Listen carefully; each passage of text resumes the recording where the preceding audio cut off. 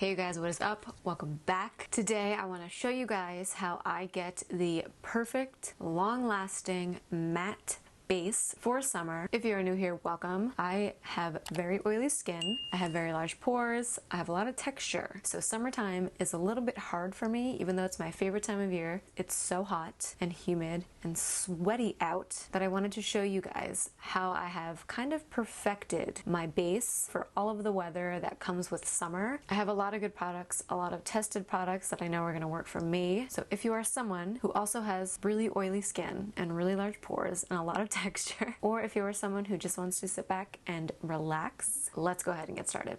Okay, so hair's clipped back, feeling very oily already, but I want to talk about what we're going to do before we even get into the makeup. Now, skincare is important. We all know this. Even if you just moisturize your face, skincare is very important before makeup. One particular skincare step that I want to remind you to utilize and not forget is sunscreen. I already have this on. That's why I look like an absolute ghost.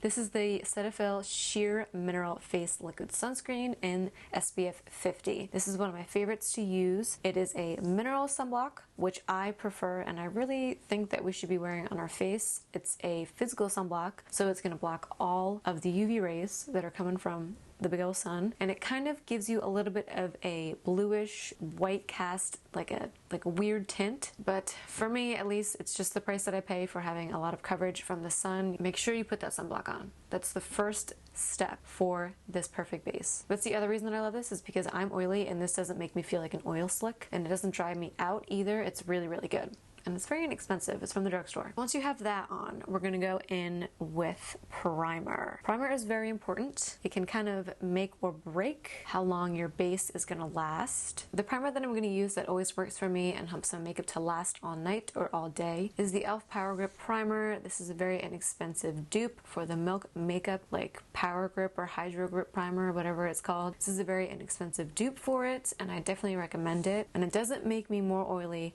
than I already am. It does look very tacky, but that's just because it literally is tacky, like a paint primer. As you guys can see, it's like a gel-based primer. I'm really pressing it into the skin rather than like swiping it on. I have found this to be the best way to apply it. See, I do look pretty shiny, but don't worry. We're not going to be like this the entire time. So for foundation, you are going to want to pick one that you know works for you, one that you have tried before, and one that you know is going to last and not transfer throughout the night. My favorite foundation ever in the entire world is the Dior Backstage foundation. I have two shades, one for when I'm really pale and one for when I'm really tan, and I like to use them and mix however of each into the other so that I can get the perfect shade for however my self-tan is looking, because I do a self-tan. I'm going to use the dark one as my base. This is in the shade 3N, and then I'm going to add a little bit of this lighter one, which is in the shade 0N, just to lighten it up, because I don't want it to be too dark. I want it to match the self-tan that I have right now. I like to use a brush with this foundation to get the most out of it, so I'm just going to swipe it on. I'm going to be using the Expert Face Brush by Real Techniques. If you haven't seen my video where I talk about all my favorite brushes, I will have it linked up here and you can check it out. But like I said, I like to use a brush and really press it into the skin. We don't want to swipe it on. We want this to last all night, so we're really going to work it into the skin and not just have it be like a layer sitting on top of our face. And because this foundation is so thin, it's great for the summer because it's not going to feel like you're wearing a lot, you know? I feel like the best way to get that perfect base is to apply layers to things, but do them in very thin layers, if that makes any sense. Apply layers so that things last, but do them very thin so that it doesn't feel like you're packing a lot on. I just love, do you guys see how the finish is just, it looks like my skin. It really just looks like my skin. It doesn't settle into my pores. I know it's a lot of money, but if you feel like you want to splurge and you want to check it out, definitely pick it up. So you also can see how that sunscreen isn't really doing anything to the integrity of my foundation and to the integrity of like all the makeup that I put on so far. It really is like a nice thin layer. Like I said, we want to layer things, but we want them to be very thin layers. So once you have everything pressed in and it's looking good, the next thing that we're we're gonna do, of course, is concealer. Again, we wanna pick a very thin concealer that's gonna cover a lot, but not be super thick and make you feel weighed down in your T-zone area. This has been one that I'm loving. This is the NYX Bare With Me concealer. This is a great dupe for the Lancome concealer, which I love. It's like my holy grail. I finally picked it up in another shade. This is in the shade Vanilla. If you guys saw my last video where I tried this out, I didn't really update you guys about how it lasted throughout the night, but it really did look the same at the end of the night as it did when I first put it on before I left the house. So definitely recommend it. Doesn't make me more oily than I already am, and it's so thin, so it's not going to make you feel weighed down. I also found out this is, I mean, it says it on here, but I didn't even realize it's a serum. And this looks like it's going to be a good shade. I'm going to take my finger and I'm going to melt this into my foundation.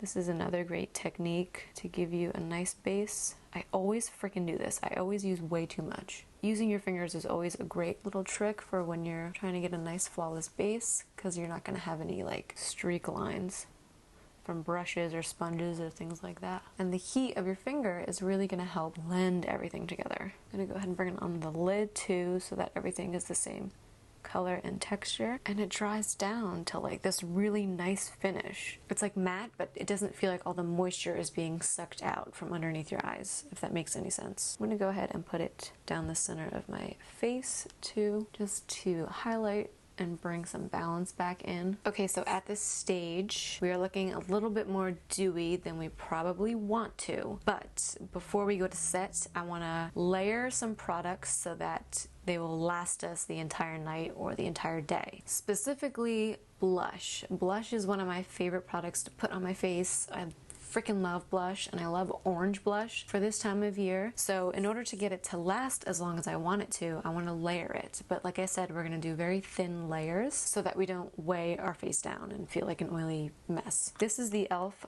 Putty blush, not the luminous one that they just came out with, but just the regular normal e.l.f. Putty blush. And this is in the shade Bahamas. It's a very gorgeous corally orange cream blush. I'm just gonna pack some on there, and we're gonna go back here and use our fingers again. It's our main tool for this tutorial is our fingers. It's a very free and effective tool, and we're just gonna pack it on back here and use the heat of our fingers to again melt it into the foundation. You guys can place the blush wherever you want. I like to really focus it back here because it helps to lift my face. I like this product because it's very creamy and really malleable. You can blend it really into the skin so that it doesn't even look like makeup. And I'm using my ring finger because I don't want to tug at my skin too much. I really just want to press it in. And in using my ring finger, I'm using the most, what's the word? I don't even know the word for it, but it's like your weakest finger almost. So you're not pulling on your skin because there's like not as much muscle in here. It's like the finger you're supposed to use with like your under eye creams and like things like that, because it's not gonna pull at your skin and create like wrinkles or bags or anything. Once again, we are looking quite dewy and oily, but we are going to go in with powders now. So this is going to be your most important step when it comes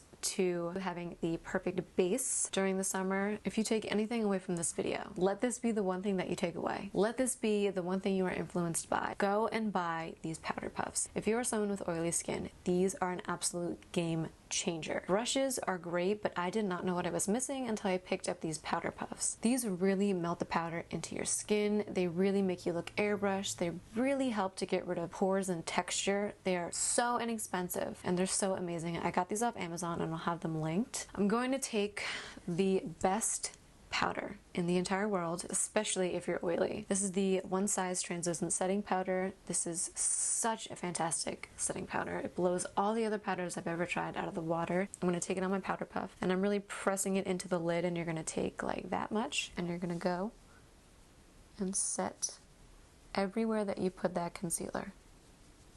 Like, you see that?